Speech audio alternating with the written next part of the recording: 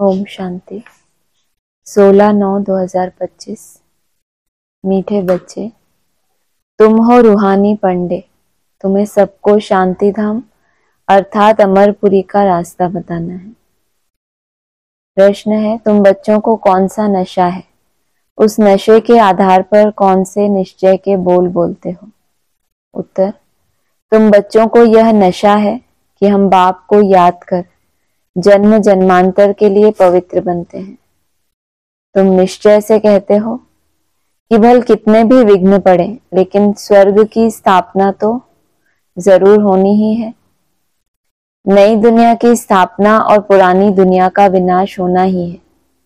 यह बना बनाया ड्रामा है, इसमें संशय की बात ही नहीं। ओम शांति। रूहानी बच्चों प्रति रूहानी बाप समझा रहे हैं, तुम जानते हो हम आत्मा हैं। इस समय हम रूहानी पंडे बने हैं, बनते भी हैं, बनाते भी हैं। यह बातें अच्छी रीति धारण करो। माया का तूफान भुला देता है। रोज सुबह शाम यह विचार करना चाहिए, यह अमूल्य रत्न अमूल्य जीवन के लिए रूहानी बाप से मिलते हैं। तो रूहानी बाप समझाते हैं, बच्चों तुम अभी रूहानी पंडे या गाइड्स हो।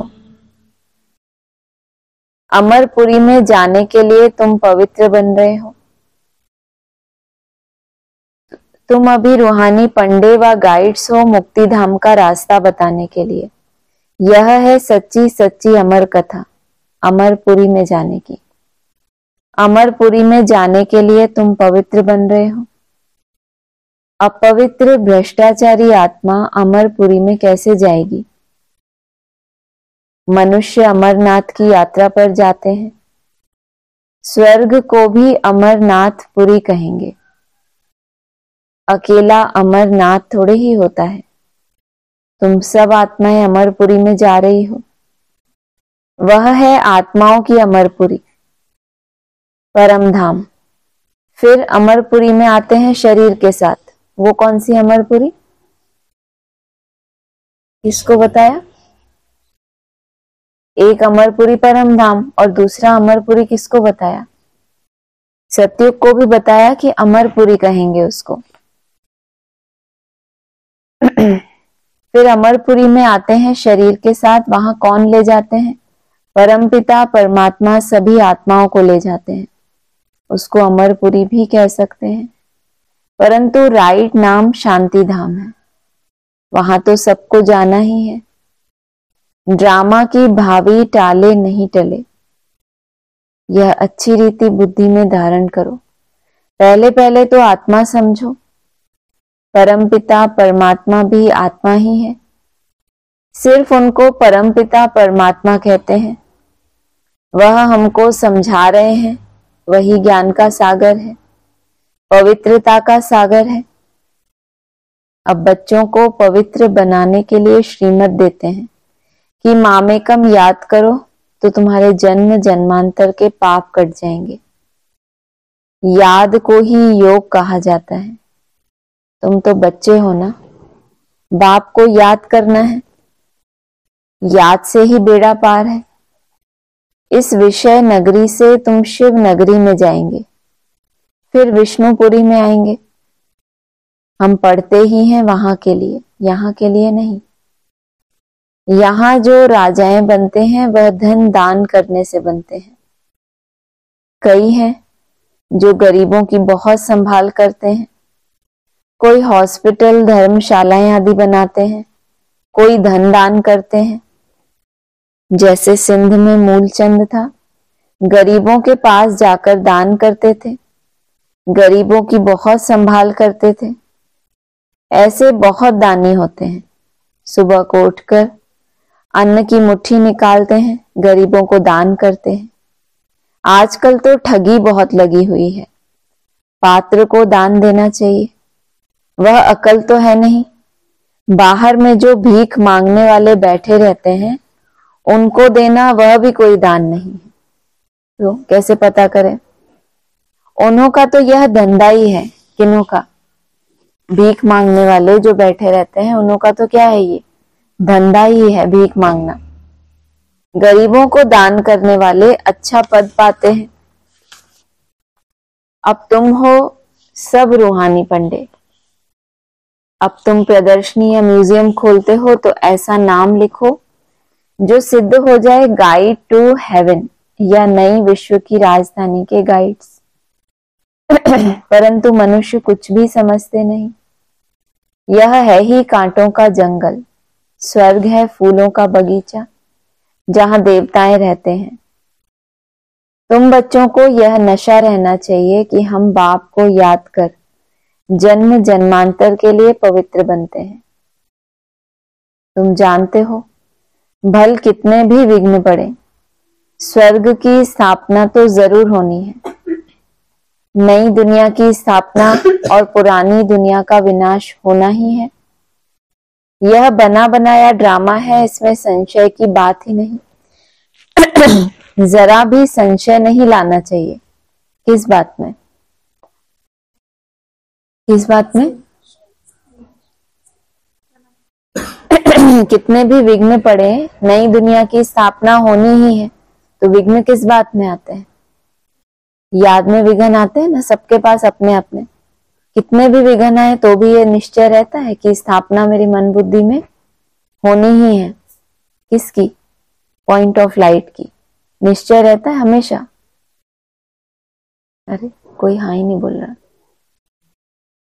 निश्चय रहता है कितने भी विघ्न पड़े तो भी पुरानापन जो है उसका विनाश होना ही है और नई दुनिया की स्थापना मन बुद्धि में पहले पहले होनी ही है। निश्चय रहता है।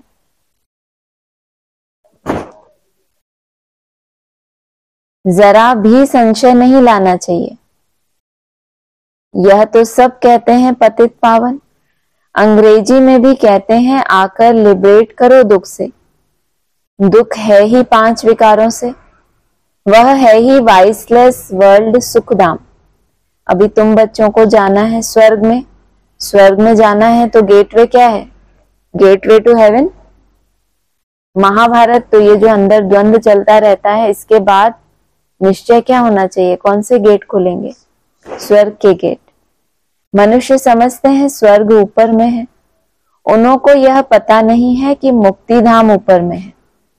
जीवन मुक्ति में तो यहां ही आना है। यह बाप तुम्हें समझाते हैं। कहां समझते हैं? स्वर्ग ऊपर में। बाबा क्या कह रहे हैं? ऊपर क्या है? ऊपर क्या है?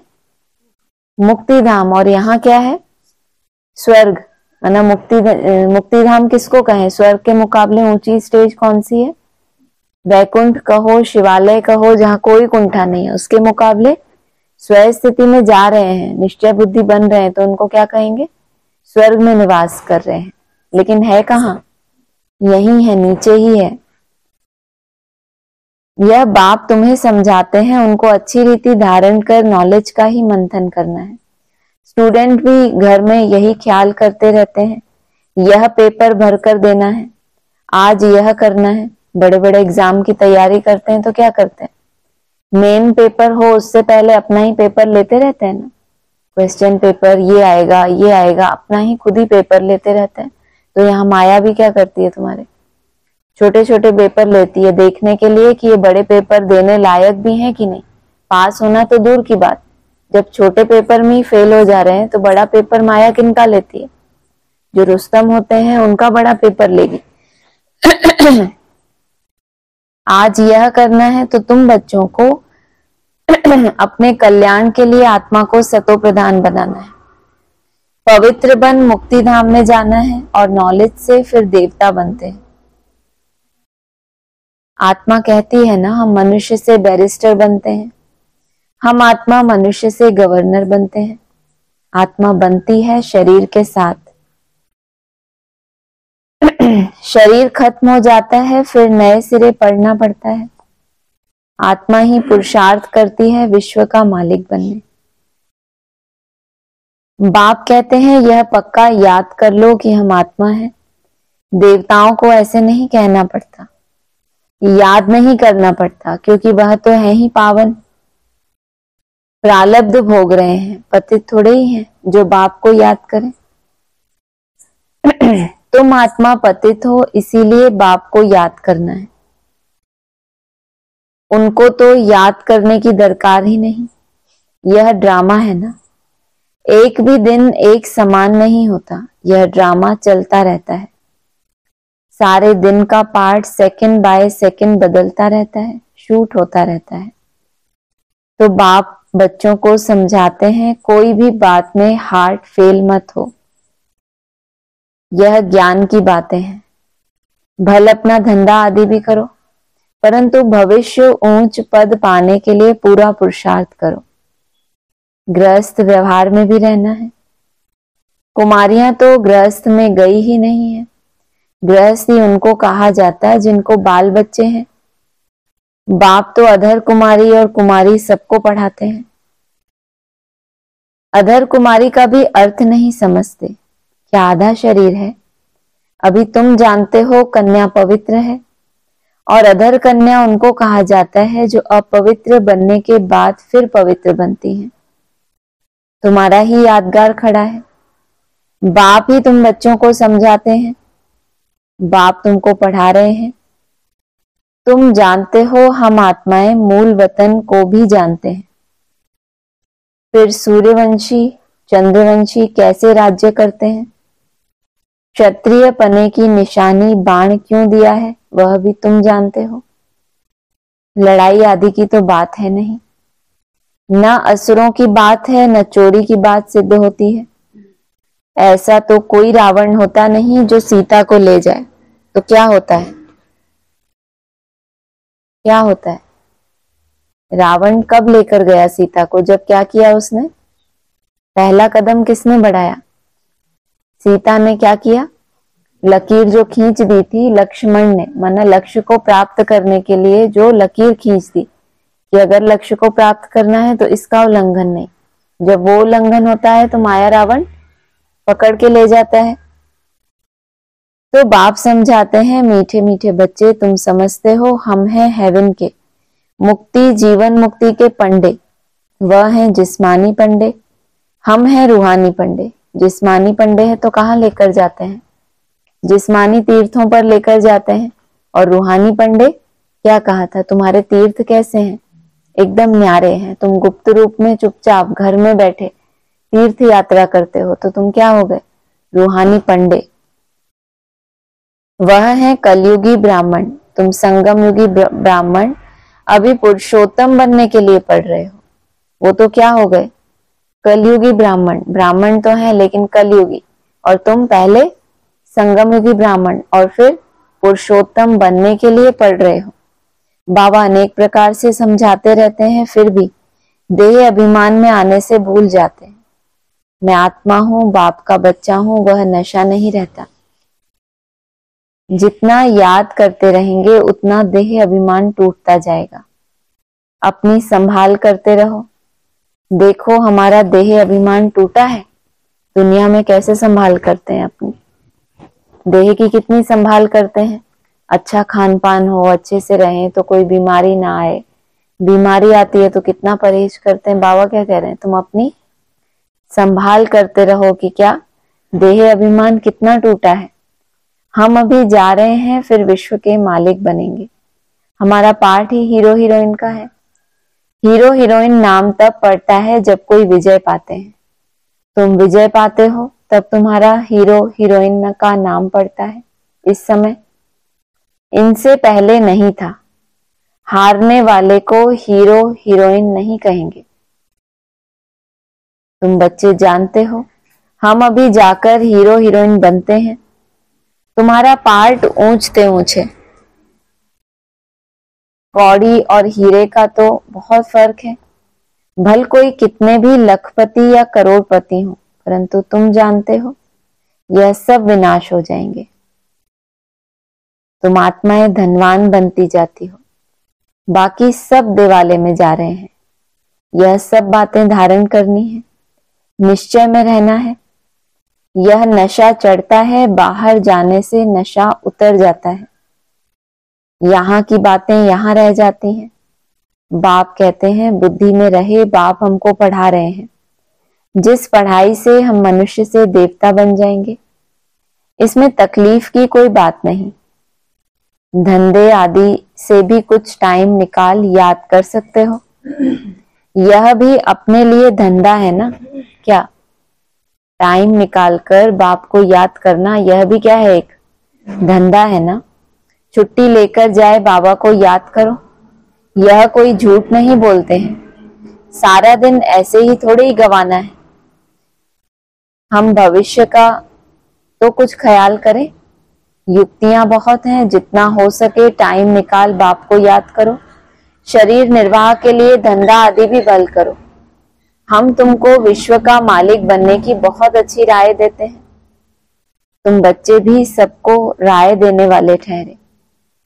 वजीर राय के लिए होते हैं ना, तुम एडवाइजर हो। सबको मुक्ति, जीवन मुक्ति कैसे मिले इस जन्म में, वह रास्ता बताते हो। वजीर तो हो, लेकिन विशेषता क्या है? मुक्ति, जीवन मुक्ति कैसे मिले, वो भी इस जन्म में, ये तुम उनको रास्ता बताते हो। मनुष्य स्लोगन आदि बनाते हैं तो दीवार में ऊपर लगाते हैं, जैसे तुम लिखते हो बी होली एंड राजयोगी, परंतु इनसे समझेंगे नहीं। अभी तुम समझते हो हमको बाप से यह वर्षा मिल रहा है, मुक्ति धाम का भी वर्षा है। मुझे तुम पतित पावन कहते हो, तो मैं आकर राय देता हूं पावन बनने की। तुम भी एडवाइजर हो। मुक्ति धाम में कोई भी जा नहीं सकते जब तक बाप एडवाइज ना करे, श्रीमत ना दे। श्री अर्थात श्रेष्ठ मत है ही शिव बाबा की। आत्माओं को श्रीमत मिलती है शिव बाबा की। पाप आत्मा, पुण्य आत्मा कहा जाता है।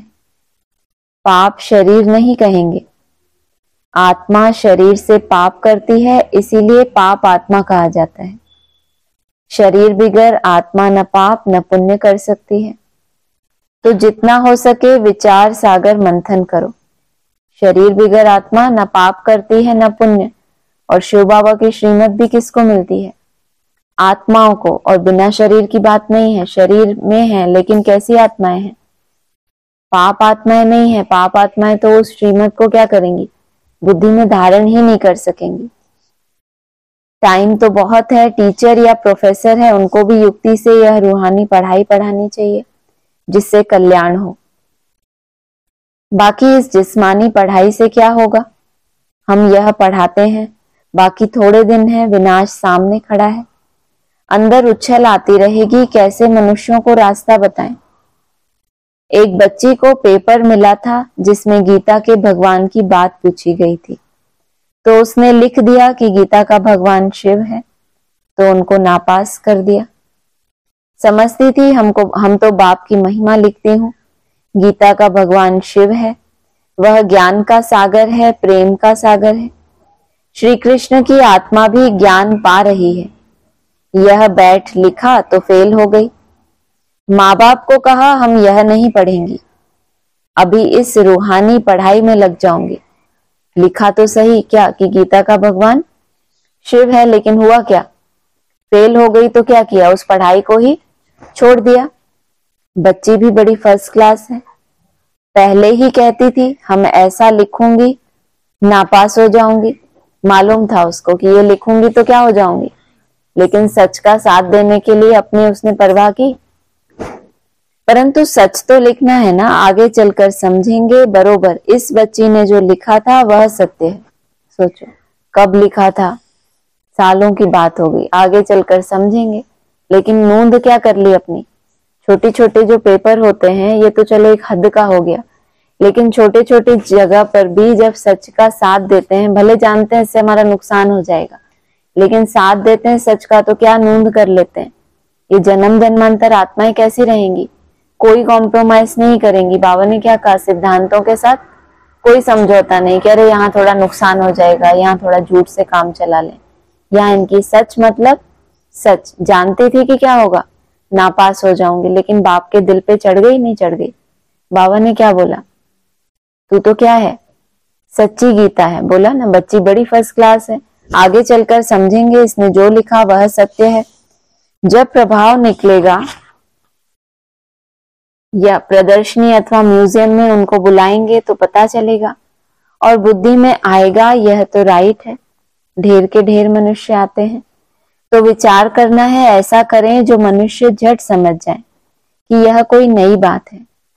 कोई ना कोई जरूर समझेंगे जो यहाँ के होंगे।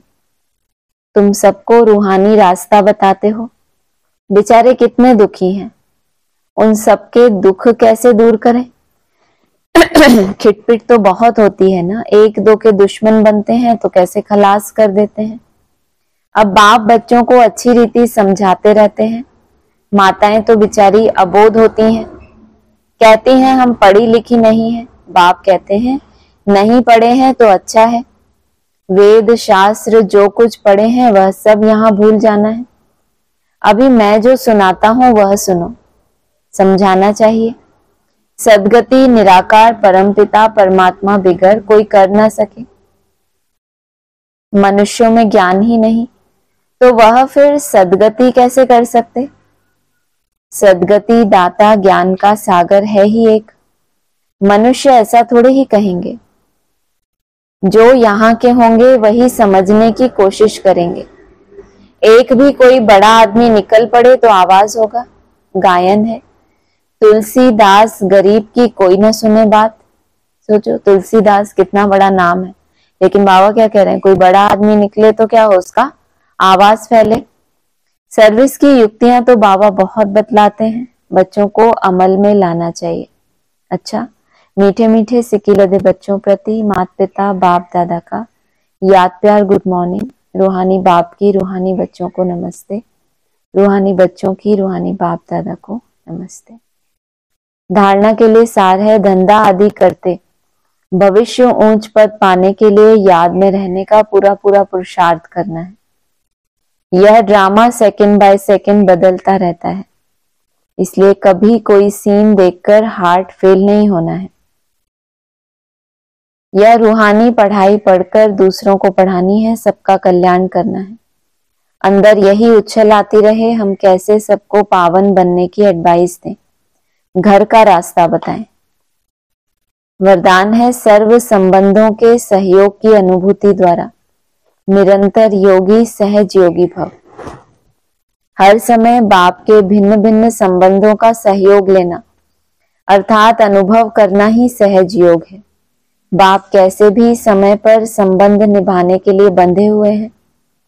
सारे कल्प में अभी ही सर्व अनुभवों की खान प्राप्त होती है, इसलिए सदा सर्व संबंधों का सहयोग लो और निरंतर योगी सहज योगी बनो।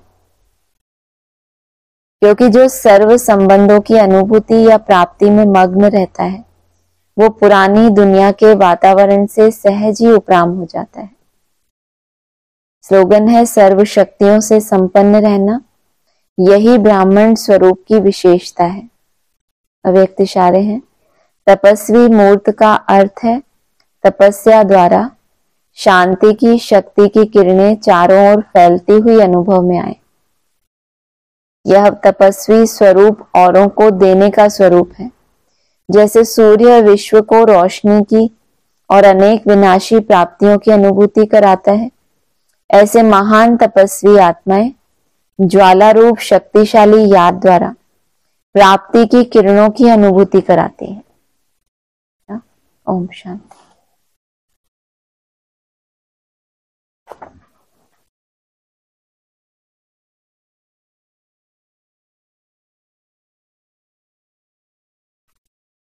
साकार मुरली पॉइंट है 6/1/2025।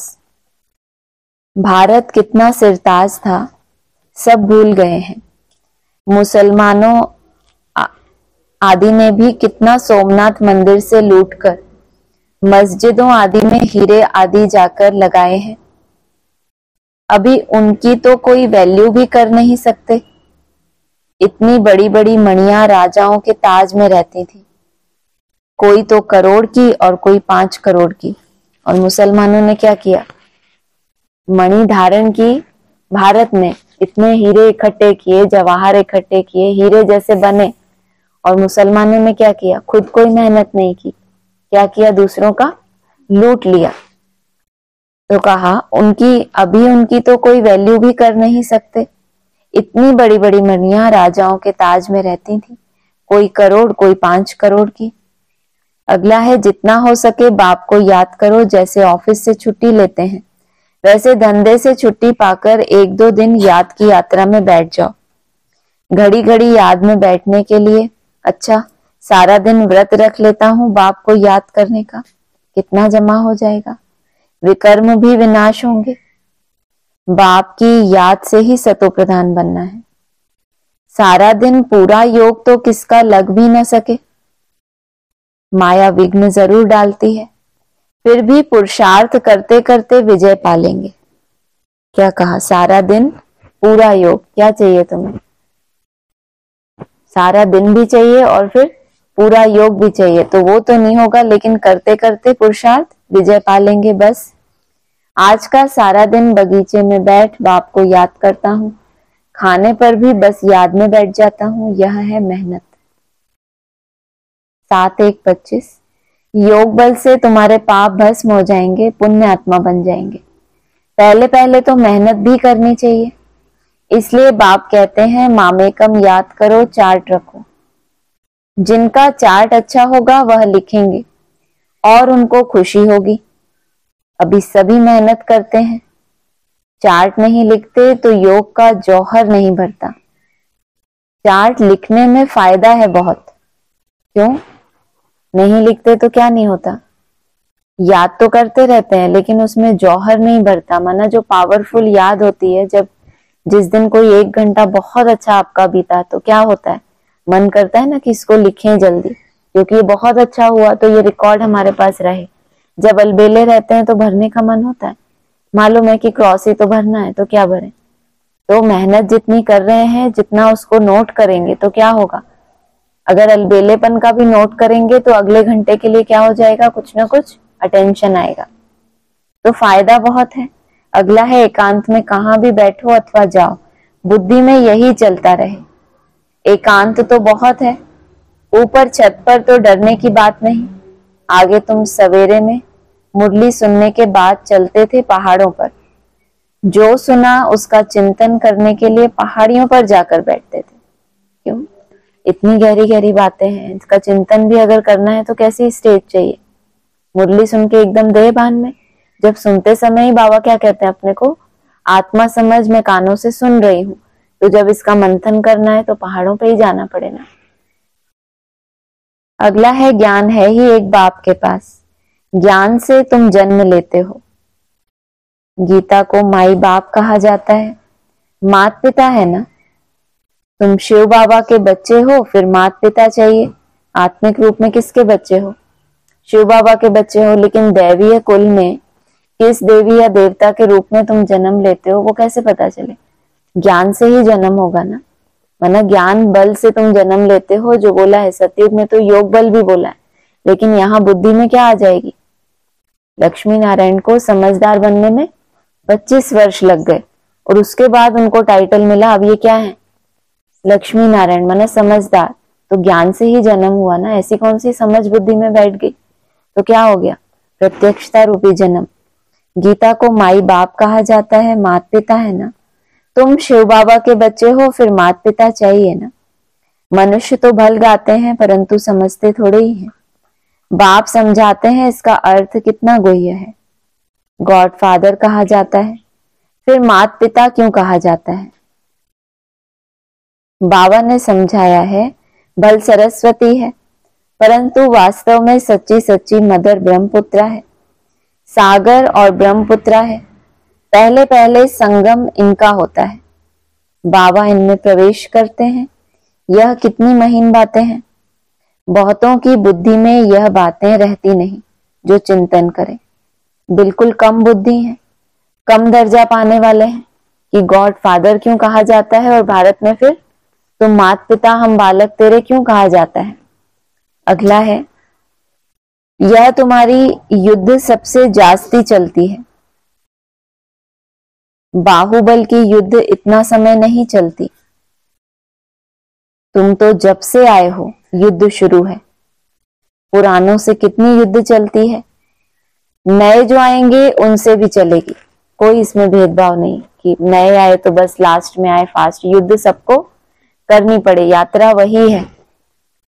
नए जो आएंगे उनसे भी चलेगी, उस लड़ाई में भी मरते रहते हैं, दूसरे शामिल होते रहते हैं, यहाँ भी मरते हैं, वृद्धि को भी पाते हैं, झाड़ बड़ा तो होना ही है। अगला है, बाप कहते हैं हम तुमको नर से नारायण बनने की कथा सुनाता हूं। इसको गीता भी कहते, अमरनाथ की कथा भी कहते हैं। है क्या वास्तव में तुमको नर से नारायण बनने की कथा, उसको क्या कहते हैं? सत्यनारायण की कथा चलती है ना भक्ति मार्ग में। दूसरी क्या बोला? दूसरा गीता भी कहते हैं और फिर अमरनाथ भी कहते हैं। अब नर से नारायण बनने की पूरी कथा सुन ली तुमने, और गीता जब तक नहीं देंगे तो क्या नहीं आएगा। भक्ति मार्ग में क्या कहते हैं? गीता पढ़ते हैं तो क्या होता है? वैराग आ जाता है। भागवत में तो भगवान के चरित्र हैं और गीता में क्या है? ज्ञान। तो उससे वैराग आता है। तो वैराग नहीं आएगा तो फिर वैराग होगा तो पुरुषार्थ में क्या होगा? रंगत आएगी। और फिर उसके बाद है लास्ट में, अब तुम वैराग आ गया तुम्हारे अंदर तो अमरनाथ। अब इस शरीर को भी क्या करेंगे? सतो प्रधान बनाना। तो माना ये निश्चित हो गया कि तुम्हारे अंदर वैराग है तो तुम उस दुनिया में जाने के लायक बन गए। अमरनाथ की कथा, इसलिए अमरनाथ की कथा कहाँ सुनाते हैं? क्या बताते हैं? कहाँ कथा सुनाई? पहाड़ों पर बैठकर कथा सुनाई। अब ऐसा कभी होता है क्या? क्योंकि वो कथा सुनने के लिए पहले तुम्हें क्या करना पड़े? इस नीचे की दुनिया को, जहां देह अभिमान की मिट्टी है, उससे तुम्हें वैराग लाना पड़े। गीता सुन के, गीता तो कहाँ सुनाई गई? युद्ध के मैदान में गीता सुनाई गई। और अमरनाथ की कथा कहाँ सुनाई गई? कैलाश पर्वत पर, जहां सब लाशें हैं। लेकिन तुम कैसे हो? तुम अमर बनो। सोचो उस पहाड़ का नाम क्या है? कैलाश। सब लाशें हैं, कोई नहीं है, लेकिन तुम क्या सुनो? अमर बनो और अमरनाथ की कथा सुनो। और गीता कहाँ सुनाई गई? युद्ध के मैदान में, कि वैराग आ जाए तो ये ऊंची स्टेज में जाएं, लाश ना बन जाए। कोई कोई चढ़ते चढ़ते पहाड़ क्या हो जाता है? पांडवों का क्या हुआ? चढ़ाई चढ़ते चढ़ते धराशायी हो गए तो कहेंगे लाशें बन गए। तो कई कई लाशें हैं, लेकिन तुम क्या करो? अमरनाथ की कथा सुनो। तीसरा नेत्र बाप ही देते हैं। एक कथा और है, कौन सी? तीजरी की कथा, तीसरा नेत्र खुलने की कथा। यह भी जानते हो हम देवता बनते हैं तो गुण भी जरूर होने चाहिए। इस सृष्टि में कोई भी चीज सदा कायम है नहीं। सदा कायम तो एक शिव बाबा ही है, बाकी तो सबको नीचे आना ही है। परंतु वह भी संगम पर आते हैं, सभी को वापस ले जाते हैं। 6:1:25 का पॉइंट है। यह बेहद के ड्रामा की बहुत बड़ी घड़ी है ना। भक्ति मार्ग में मनुष्य पुकारते भी हैं। जैसे कोर्ट में केस होता है तो कहते हैं कब सुनवाई हो, कब बुलावा हो तो हमारा केस पूरा हो। तो बच्चों का भी केस है। कौन सा? रावण ने तुमको बहुत दुखी बनाया तो तुमने केस कहाँ डाल दिया? ईश्वरीय गवर्नमेंट में तुमने रावण के खिलाफ क्या किया? केस डाल दिया। जरूर कुछ ना कुछ क्या है, तुम्हें रावण से नफरत है ना। दुनिया तो क्या बन गई? माया रावण की ही बच्चा बन गई, उनकी माया की ही गोद में खेल रहे। लेकिन तुमको पसंद नहीं आया तो तुमने क्या किया? केस डाल दिया कि हमको छुड़ाओ आके। बड़े कोर्ट में तुम्हारा केस दाखिल होता है, बड़े कोर्ट में एक दिन सुनवाई तो जरूर होती है। बाप सुनते भी हैं ड्रामा अनुसार, आते भी हैं बिल्कुल पूरे टाइम पर। उसमें 1 सेकंड का भी फर्क नहीं पड़ सकता। बेहद की घड़ी कितनी एक्यूरेट चलती है। अगला है 8:1:25 का। जब बाप और दादा ओम शांति कहते हैं तो 2 बार भी कह सकते हैं, क्योंकि दोनों एक में है। एक है अव्यक्त, दूसरा है व्यक्त, दोनों इकट्ठा है। 2 का इकट्ठा आवाज भी होता है, अलग अलग भी हो सकता है। 2 का इकट्ठा आवाज सुना है कभी? कहाँ सुना है? कैसे पता चलता है? ले तो 2 आवाज हो गए ना। कोई लौकिक में गाने सुनते हैं ना, कभी मेल सिंगर फीमेल सिंगर, कभी ऐसा होता है दोनों एक साथ गाए? एक सुर में गाते हैं या अलग अलग? तो 2 का इकट्ठा आवाज भी होता है। कब? जब दोनों के संस्कार मेल हो जाए तो इकट्ठा आवाज तुम नहीं पकड़ सकते किसने बोला। जब तक ब्रह्मा हवा का तो कितना जल्दी से पकड़ लेते हो, ये ब्रह्मा हवा ने बोला। अब तो और होशियार हो गए तो फटाफट, नहीं ये बाबा ने नहीं बोला, बाबा ने तो बोल दिया, मैं तो केवल क्या सुनाता, मन मना भाव की बातें, बाकी सब धंधा दोरी ये कौन सुनाएगा। तो ब्रह्मा वो फटाक से पकड़ ले। और जब दो का इकट्ठा आवाज हो जाए तो भेद कर पाओगे। तो दो का इकट्ठा आवाज भी होता है, अलग अलग भी हो सकता है, तो जो अलग अलग है वो तो पकड़ में आ जाता है। यह एक वंडर है। अगला है, जैसे देलवाड़ा मंदिर है वह है जड़ और यह है चैतन्य। हूबहू जैसे यहाँ झाड़ में दिखाया है वैसा मंदिर बना हुआ है। क्या दिखाया झाड़ में? झाड़ में क्या दिखाया है? नीचे तपस्या कर रहे हैं, ऊपर स्वर्ग दिखाए। हाँ, वो कृष्ण को दिखाया ऐसे, उतना सा। लेकिन जो चैतन्य, झाड़ का भी तो चैतन्य चित्र है, ऐसे देलवाड़ा मंदिर भी क्या है? चैतन्य में है। सोमनाथ का मंदिर सोने का बताया बाबा ने। कब स्थापना हुई? द्वापर आदि में। और देलवाड़ा मंदिर कलयुग आदि में। सतयुग का अक्ष कहाँ पड़ता है? द्वापर में। तो द्वापर आदि में किसका मंदिर बना? सोमनाथ। तो कहाँ की यादगार हुई? जो सतयुग में किसका राज्य है? नारायण का। और त्रेता में राम सीता। तो यादगार कहाँ बनेगा? कलयुग आदि में अक्ष पड़ता है ना वहां पर। तो सोमनाथ मंदिर सोने का और देलवाड़ा मंदिर है पत्थर का बना हुआ है। तो कहा, इसलिए चित्र कौन सा टैली किया देलवाड़ा मंदिर के साथ? झाड़ का चित्र। तो जो चैतन्य झाड़ है उसमें क्या है? सब धर्मों की नॉलेज है। हूबहू जैसे यहाँ झाड़ में दिखाया है वैसा मंदिर बना है। नीचे तपस्या में बैठे हैं, ऊपर छत में सारा स्वर्ग है। बहुत खर्चे से बनाया है। ये भी बताया था, ये जयपुर का जो सेंटर है वो क्या करता है?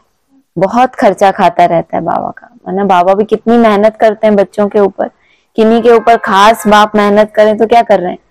बहुत खर्चा कराते हैं। जैसे कोई बाप होता है, उनका कोई बच्चा बड़ा हो, रॉयल होता है, उसको हर चीज ऐसी चाहिए, तो बाप क्या कहेगा? ये बच्चा मेरा बहुत खर्चा कराता है। लाडला भी है तो बाप खुशी से करता भी है। अगला है, सिख लोग कहते हैं सतगुरु अकाल। बाकी भक्ति मार्ग के गुरु तो ढेर हैं। भक्ति मार्ग के गुरु माना रास्ता तो बताएं दूसरों को, फॉलोअर्स तो बनाएं, लेकिन अकाल मूर्त बन जाए, शरीर उनका सतो प्रधान बन जाए तो क्या कहेंगे? भक्ति मार्ग के गुरु हो गए ना। ज्ञान अर्थात फॉलोअर, मतलब फॉलो करना। जिस अकाल मूर्त बाप के बने हैं उसको एक जन्म के लिए तो क्या कर पाए? फॉलो कर पाए। अकाल को तख्त सिर्फ यह मिलता है। तुम बच्चों का भी तख्त यूज करते हैं, कहते हैं मैं इनमें प्रवेश कर सबका कल्याण करता हूँ।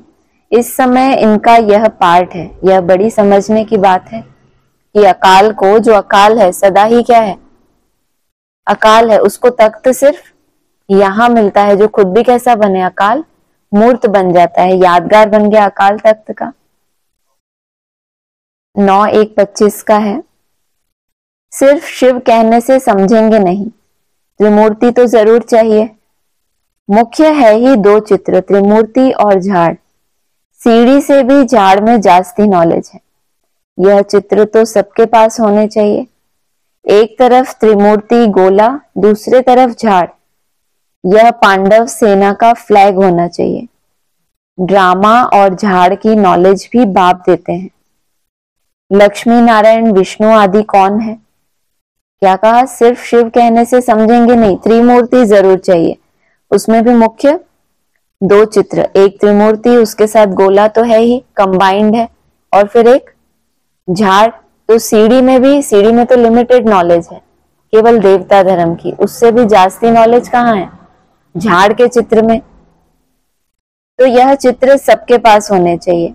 एक तरफ त्रिमूर्ति गोला और दूसरी तरफ झाड़। तो यह पांडव सेना का फ्लैग होना चाहिए। ड्रामा और झाड़ की नॉलेज भी बाप देते हैं। लक्ष्मी नारायण विष्णु आदि कौन है? यह कोई समझते नहीं। अगला है, कोई सच बताते नहीं है कि हम कैसे याद करते हैं। चार्ट भल भेजते हैं परंतु यह नहीं लिखते कि ऐसे अपने को बिंदी समझ और बाप को भी बिंदी समझ याद करता हूं। सच्चाई से पूरा लिखते नहीं, भले बहुत अच्छी मुरली चलाते हैं परंतु योग बहुत कम है, देह अभिमान बहुत है। इस गुप्त बात को पूरा समझते नहीं, सिमरण नहीं करते। कौन सी बात को? सच्चाई से लिखना मना क्या बताया अपने को? बिंदी समझ, एक्यूरेट उस पॉइंट ऑफ लाइट में टिक कर मैंने बाप को कितना समय याद किया, वो यथार्थ नहीं लिखते। याद से ही पावन बनना है, पहले तो कर्मातीत अवस्था चाहिए ना, वही ऊंच पद पा सकेंगे। बाकी मुरली बजाने वाले तो ढेर हैं, लेकिन बाबा जानते हैं योग में रह नहीं सकते। विश्व का मालिक बनना कोई मासी का घर थोड़े ही है। अच्छा, ओम शांति।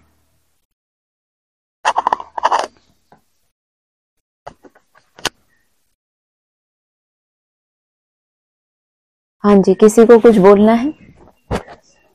हाँ बोलो।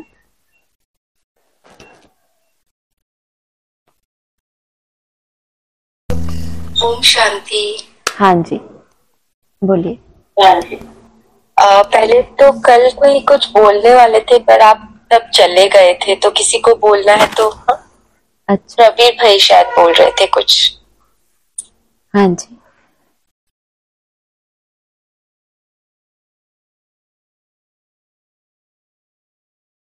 उनको शायद आज नहीं बोलना होगा।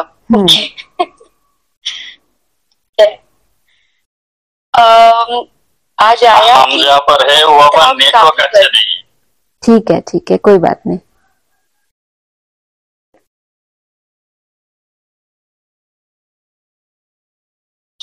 जी, मुक्तिधाम का भी वर्षा है, बाबा ने कहा आज। और फिर ये कहा कि मुक्तिधाम में कोई भी जा नहीं सकते जब तक बाप एडवाइस ना करे, श्रीमत न दे।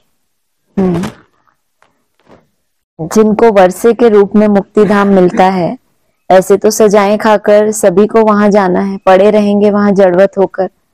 लेकिन जिनको वर्षे के रूप में मुक्तिधाम मिलता है, जिनके लिए बोला तुम्हारी आत्मा जानती है कि हम मूल वतन को भी जानते हैं कि मूल वतन भी है। बाप हमें बताते हैं मैं इतना माइल्स ऊपर में रहता हूँ, वहां से आता हूँ, तो कोई स्थान है तभी तो कहते हैं ना। तो जिनको वर्षे के रूप में मिलता है वो तब तक नहीं जा सकते जब तक बाप उनको एडवाइस ना करे। एक निश्चित यात्रा अपनी करते हैं, जब वहां तक पहुंचते हैं तो फिर बाप उनको रिसीव करता है। आगे की यात्रा बाप कराएंगे उनको, लेकिन एक निश्चित स्टेज तक जब बच्चे पहुंचते हैं उसके बाद। हाँ जी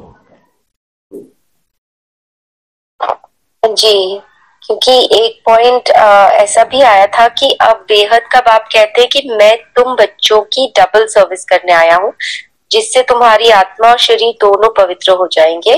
सभी को वापस घर मुक्तिधाम में ले जाता हूँ, फिर वहां से अपना अपना पाठ बजाने आते हैं। यहाँ वर्षे की बात की ना, कि मुक्तिधाम भी वर्षा है, तुमको मिलता है लेकर जाना, फिर अपने अपने अनुसार आना, एक जन्म के लिए आना। वो तो नहीं कहेंगे जब विनाश होगा तो ढेर की ढेर आत्माओं को जाना तो है ही, वो तो ड्रामा में ही नोंद है। लेकिन जो खास आत्माएं हैं, जो हीरो हीरोइन पार्ट बजाना है, जिनको कोई विशेष कर्तव्य के लिए आना है, उनके लिए बोला है कि उनको मैं भेज देता हूँ। उनको रिसीव भी करते हैं शिवालय में, फिर उनको अमरपुरी की पूरी यात्रा भी कराते हैं। बोला है कि अमरनाथ की यात्रा कितनी लंबी है अमरपुरी की, तो वो यात्रा भी करते हैं। उसके बाद उनको भेज देते हैं। तो ये खास आत्माओं की बात है जो खुद यहाँ पुरुषार्थ से आत्मा बनते हैं, बाप समान बनते हैं, उनको बाप ले जाते हैं। बाकी ढेर की ढेर आत्माओं को विनाश काल में परम धाम तो जाना ही है, अपने हिसाब किताब चुकतू करके जब पवित्र बन जाती हैं फिर उनको आना है। लेकिन जो खास आत्माएं हैं, सृष्टि का संचालन में उनका विशेष पार्ट है, उनको बाप भेज देते हैं। हाँ जी हाँ जी। फिर आज ये भी आया कि इस विष्णु नगरी से तुम शिव नगरी में जाएंगे, फिर विष्णुपुरी में आएंगे। बिल्कुल, नाम नया दिया है, शिवालय कहो, शिव नगरी कहो इसको, या वैकुंठ कहो, फिर उसके बाद विष्णुपुरी में आएंगे। सॉरी, परम धाम कहो, उसके बाद फिर वैकुंठ में आएंगे, विष्णुपुरी में आएंगे। हाँ जी, लेकिन पहले शिवालय, पहले मुक्ति। उसके बाद तुम आओगे यहाँ पार्ट बजाने के लिए विष्णुपुरी में, नो विश एट ऑल जहाँ पर है। हाँ जी,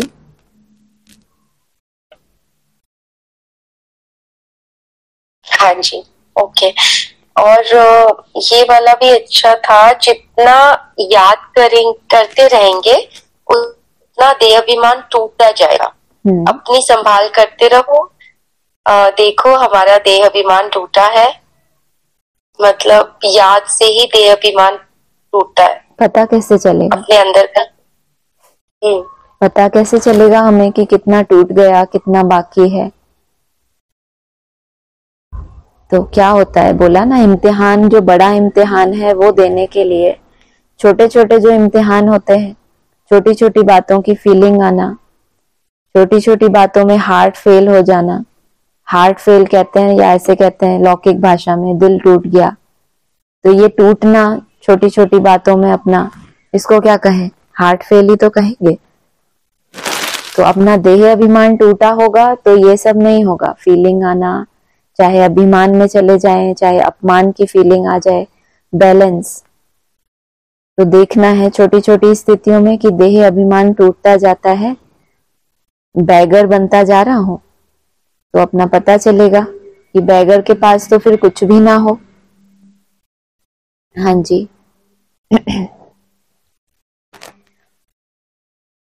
हाँ जी, ये ठीक है, हो गया। हाँ जी, ओम शांति। ओम शांति दीदी। हाँ जी। मैं बताऊं, ये पूछना चाहती हूँ कि जैसे आप मुरली में चार्ट के बारे में बाबा ने दिया है कि मतलब बिंदु स्थिति का अलग लिखना है कि कितनी देर बिंदु स्थिति में टिके और कितनी देर मेरा बाबा मीठे बाबा के उसमें टिके आप, तो माना ये भी भेद लिखना है क्या? अभी ऐसा ने बोला नहीं है, लेकिन बाबा ने कहा सच्चाई से लिखते नहीं है, लेकिन हम जो अभी कोशिश करते हैं, मिनट्स में आ गए, पहले तो सीधा लिख देते थे, 1 घंटा याद किया, 1 घंटा बैठे तो 1 घंटा चार्ट, 2 घंटा तो 2 घंटा चार्ट। अभी कम से कम वहां से मिनटों में तो आए हैं कि बस अभी 1 घंटा बैठे, तो ऐसा नहीं बैठे ही बस तो हो गया।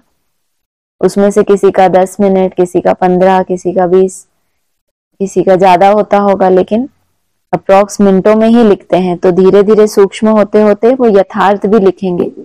अभी यथार्थ में टिक नहीं रहे, अभी हम यथार्थ का अपने जाने का अभ्यास कर रहे हैं। जब टिकने लगेंगे तो हमें खुद ही अपने आप ही टच होगा कि ये इतने इतने मिनट तो एकदम यथार्थ ही था। अभी नहीं करना है ऐसा, अभी जैसे अभ्यास का नोट कर रहे हैं वो ही करना है। जब आगे होगा ऐसा कुछ तो क्लासेस में डायरेक्शन मिल जाएगा। हाँ जी। तो जैसे 3 बजे से लेके 4 बजे तक बैठे या सुबह 2 बजे से लेके 4 बजे तक बैठे, तो उसमें हम कौन मतलब वो कर लेते हैं, अकाउंट कर लेते हैं कि भाई माना अगर 90 मिनट में से हम 50 मिनट लिखेंगे या 60 मिनट लिखेंगे, बस इतना कर लेते हैं। किस आधार से लिखेंगे? आपने मेहनत कौन सी की है ये तो आप ही जानेंगे ना। आपने घूम घूम के हर मिनट का अटेंशन रखा, फिर 50 मिनट भरा, या आप बस बैठे ही रहे, कोई टाइम का ही पता नहीं है, बस पता है कि इतने से इतने बैठे। फर्क पड़ जाता है कौन किस तरीके से याद करता है। कोई 50 मिनट भरेगा तो हर मिनट का उतना अटेंशन भी रहेगा उसको, तब जाके 50 मिनट भरेगा। और 90 मिनट ही अटेंशन रहे, कहीं कहीं फेल होगा तब जाके 50 भरे। तो ये अपना अपना सबकी विधि है, कौन किस तरीके से करता है। हाँ जी। हाँ, ये तो है, लेकिन बस ये है कि अभी पूरी रीति से जो एक तौर तरीका होता है इसका लिखने का, शायद मुझे लग रहा है कि अभी पूरी तरह से नहीं कर पा रहे हैं हम। अभी आएंगे ना यहाँ पर तो सब सीख लीजिएगा सबसे। यहाँ बहुत सारे हैं जो ऐसे नोट करते हैं, कैसे नोट करते हैं, कैसी मेहनत करते हैं, सीखने को मिलेगा आपको। हाँ जी। और किसी को बोलना है? कल ये बात की थी ना 4 आयाम की, और शरीर के भी 4 आयाम, जैसे आत्मा के 4 आयाम वैसे शरीर के 4 आयाम। ऐसे तो समझ है, बट फिर भी आप बोलिए ना तो हो सकता है टैली कर लेंगे। 4 आयाम मतलब किस हिसाब से? ना बाबा ने बस ये बताया स्टेजेस होती हैं, सत्व प्रधान, सत्व, रजो, तमो जो होती हैं ऐसी 4 अवस्थाएं नीचे जाने की, ऐसे शरीर के भी सत्व प्रधान बनने के 4 आयाम होते हैं। कौन से आयाम है ये नहीं बताया है, कितने साल का एक आयाम है ये तो इतना क्लियर नहीं है, लेकिन स्टेजेस होती हैं, धीरे धीरे परिवर्तन होता है। अब हमारे भी त्याग की भी तो उसमें स्टेजेस हैं, जैसे अभी बताया कि पहले अन्न दोष बुद्धि में आता है कि अन्न दोष है, उसका त्याग हुआ। फिर अन्न के बाद आता है कि अग्नि दोष हो गया, फिर वो रहा, फिर रहा फलाहार, तो ये भी तो एक तरह से ऊपर ही जा रहे हैं। फिर अग्नि को छोड़ा तो फल बचा, फिर वो जब फल का त्याग करते हैं तो केवल जल होता है। तो शरीर कितना उसमें सात्विक अवस्था में जाता है, जितना जितना ये स्थूल तत्वों का आधार छूटता जाता है उसका। तो हो सकता है कि इससे कुछ रिलेटेड हो। हाँ जी, हाँ जी, ये समझना था। हाँ क्योंकि वो तत्व रजो तमो वो तो है ही आयाम, हाँ, उसी हिसाब से जाना है, लेकिन ये आपने अच्छा और एक्सप्लेन कर दिया। हाँ ठीक है, ठीक है। ओम शांति। ओम शांति। और किसी को बोलना है कुछ? ठीक है, बोल रहे हैं? हाँ बोलो, फोन दे दो उधर। ये रामचंद्र को झाड़ के चित्र के साथ टैली किया, फिर ऐसे बोला कि सीढ़ी में लिमिटेड नॉलेज है और झाड़ के लिए बोला कि उसमें अनलिमिटेड नॉलेज है। जास्ती, सीढ़ी से जास्ती नॉलेज है। फोन उठा दो, लेकिन पूरा करने प्रश्न बोल दूं मैं। लेकिन रामचंद्र जो है वो तो त्रेता युग से कनेक्टेड है ना, तो फिर झाड़ तो बाबा बोलते हैं कि जैसे बीज है एक वास्ट रूप में, एडवांस में, तो यही सुना है ना हमने कि झाड़ जो है वो बाप ही आकर कल्प वृक्ष की नॉलेज देते हैं क्योंकि खुद बीज रूप है। तो फिर रामचंद्र कैसे हो? फोन दे दो मुझे। 4 जो चित्र है उसमें बाप तो हो गया त्रिमूर्ति के रूप में ऊपर शिव, और बाकी 3 मूर्ति। तो ये जो कहते हैं ना 4 चित्र मुख्य हैं तो उस कहते हैं ना तुम्हारा मुख्य पार्ट है, बाप बैकबोन के रूप में होते हैं। तो हर चीज बोलते हैं ना, हर बात तुम्हारे ऊपर लागू होती है, वो कुछ कहते हैं। लेकिन वो जो चीजें हैं, जैसे स्वदर्शन चक्र एक आयुध है, तो वो स्वदर्शन चक्र पुरुषार्थ से रिलेटेड है। ऐसे ही जब ये सूर्यवंश की बात आएगी और चंद्रवंश की बात आएगी तो उनको भी चित्रों में डिवाइड किया हुआ है। जैसे 4 चित्र खास हैं, सबसे पहले त्रिमूर्ति गोला, वो तो कंबाइंड ही है। फिर उसके बाद नेक्स्ट लक्ष्मी नारायण, फिर सीढ़ी, फिर झाड़। तो इसमें जो 2 हैं, झाड़ी नहीं है झाड़ है, तो मेल रूप है, तो उनको चैतन्य चित्र का जैसे कि एक टाइटल दिया हुआ है, क्योंकि सारे धर्मों की नॉलेज होना उसमें सब, जैसे स्वामी नारायण मंदिर के लिए कहते हैं कि उसमें 108 आत्माओं की कंट्रोलिंग कोई आत्मा संभालेगी। तो बाप तो नहीं होगा, वो बाप तो मुक्ति धाम में बैठेगा, लेकिन वहां कंट्रोलिंग के लिए वो 108 जो राजाएं हैं उनकी कंट्रोलिंग के लिए कोई आत्मा होगी, तो उनका स्वामी नारायण का यादगार बना है। तो वो जो झाड़ है उसमें उससे वृद्धि दिखाई है। जैसे सूर्यवंशी तो क्या होते हैं, गुप्त होते हैं। सबसे पुराने सिक्के जो होते हैं वो रामचंद्र के राज्य के मिलते हैं, माना सत्ता है कुछ। सूर्यवंशियों की सत्ता ही नहीं है, गद्दी पे बैठे ही नहीं है, लक्ष्मी नारायण को खड़ा हुआ दिखाते हैं, रामचंद्र को फिर भी बैठा है। तो माना कंट्रोलिंग की दरकार है उनको, क्योंकि बहुत सी धर्म की आत्माएं हैं। इसलिए बोला राम की बंदर सेना, बंदर सेना क्योंकि चंचलता है ना, तो कंट्रोल करने के लिए उसको क्या चाहिए, कंट्रोलिंग पावर चाहिए, क्योंकि बहुत सारी आत्माएं हैं, विस्तार है। गौशाला है तो गौओं को क्या कंट्रोल करेंगे, तो सूर्यवंशियों को वो नहीं दिखाया, उनको त्रिमूर्ति का चित्र का यादगार है, उसमें जो गोला है नीचे स्वदर्शन चक्र का, तो वहां कंट्रोलिंग वाली बात नहीं है। तो उस हिसाब से समझ सकते हैं। चारों ही चित्र, 2 मेल 2 फीमेल, जो विष्णु के 2 रूप हैं, उनको वहां पे रखा हुआ है, क्योंकि ये मुख्य एक्टर्स कहलाते हैं। बाप बैकबोन के रूप में होता है, बीज है तो वो गुप्त है, लेकिन बीज से जो तना सामने आया वो तो सूर्यवंश चंद्रवंश हो गया, लेकिन उससे जो और धर्मों की वृद्धि भी हुई है। जैसे बाबा कहते हैं मैंने तुमको पावन बना दिया, अब तुम दूसरों को, मैंने तुमको पावन बना दिया 2019 में बोला था ना, अक्टूबर में 7 अक्टूबर, कि मैंने तुमको पावन बना दिया, अब तुम्हारा काम है कि तुम दूसरे धर्म वालों को पावन बनाओ। तो कोई निमित्त आत्मा चाहिए ना बीच में, उसके लिए बोला। इसका मुझे ऐसे समझ में आया कि जैसे एडवांस के हिसाब से बाबा बोलते थे कि चंद्रवंश की गोद में हर धर्म वाले पालना। हाँ बिल्कुल। इसके लिए कभी अलग अलग बाबा बोलते थे, कभी शीतल स्वभाव है ना, इसीलिए कीड़े मकोड़े भी पलते रहते हैं उस तरह से। कभी जगदम्बा के लिए बोलते। हाँ वो 84 जमघंट जो है, हाँ, विश्व की सारी आत्माएं हुई, क्योंकि उनके ही बाद शुरुआत हो रही है ना। जैसे सूर्यवंश है, उसके बाद चंद्रवंश आया, चंद्रवंश के बाद इस्लाम। आप राम सीता को देखो, उनके बच्चे दिखाएं लव और कुश, तो एक इस्लाम एक क्रिश्चियन। अब बच्चे रूप में दिखाए हैं तो पालना भी तो करेंगे ना। तो मैंने शुरुआत ही हो गई ना वहां से, फिर इस्लामी और क्रिश्चियन के पीछे उनके फॉलो, तो पूरा झाड़ की शुरुआत हो गई। ये तो जैसे कि गुप्त ही रहे देवता धर्म, जैसे बोला प्राय लोप हो गया उस सेंस में। हमारा अपना ही कुल रहेगा। हाँ तो दीदी 2 चित्र बोला, मतलब त्रिमूर्ति बोला और झाड़, ये हो गए मेल्स। आपने कहा ना 2 मेल। हाँ, लक्ष्मी नारायण और सीढ़ी फीमेल रूप, वो एक जगदम्बा और एक लक्ष्मी से। हाँ उस सेंस में जो भी विष्णु की 4 भुजाएं हैं उनको डिवाइड किया है। सीढ़ी में बोला कि लिमिटेड नॉलेज है, तो हाँ, सिर्फ देवता धर्म की नॉलेज है, क्योंकि देवताओं की ही है ना, भारत के उत्थान और पतन की कहानी है। तो भारत की ही नॉलेज होना तो लिमिटेड हो गया ना।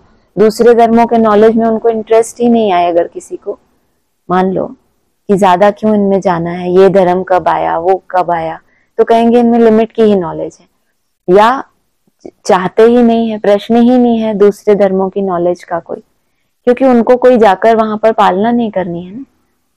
जो मेल रूप होते हैं उनको राजाई करनी है, उनको वहां पर कर देनी है, जो भी उनको ट्रांसफर करनी होती है हिस्ट्री में, ब्रॉड ड्रामा में। फीमेल्स का तो ऐसा कोई पार्ट नहीं होता, तो फिर भी लिमिट कर दी कि देवताओं की पालना करती है वो। लक्ष्मी नारायण का चित्र भी इसमें तो यही बताते हैं। बिल्कुल, एक बार क्लास में शायद वैसा नहीं बोलता कि शक्तियां कभी भी और धर्मों में, उसमें है ही नहीं ना। उन 2 चित्रों में देखो, दूसरे धर्मों का कुछ है ही नहीं, जबकि गोले में भी है, झाड़ में भी है। त्रिमूर्ति तो ऊंचते ऊंच शिव बाबा की यादगार है, तो उसमें नहीं है, बाकी तो दोनों में ही है। तो उस हिसाब से और कुछ किसी का। ठीक है जी, ओम शांति।